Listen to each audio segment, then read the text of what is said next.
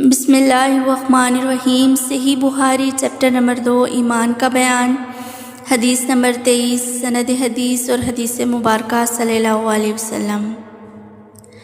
ہم سے محمد بن عبید اللہ نے یہ حدیث بیان کی، ان سے ابراہیم بن سعد نے، وہ صالح سے روایت کرتے ہیں، وہ ابن شہاب سے، وہ ابو امامہ بن سہل بن حنیف سے راوی ہیں، وہ ابو سعید خدری رضی اللہ تعالیٰ عنہ سے، وہ کہتے تھے کہ رسول اللہ صلی اللہ علیہ وسلم نے فرمایا کہ میں ایک وقت سو رہا تھا، میں نے خواب میں دیکھا کہ لوگ میرے سامنے پیش کیے جا رہے ہیں اور وہ کرتے پہنے ہوئے ہیں، کسی کا کرتا سینے تک ہے اور کسی کا اس سے نیچے ہے۔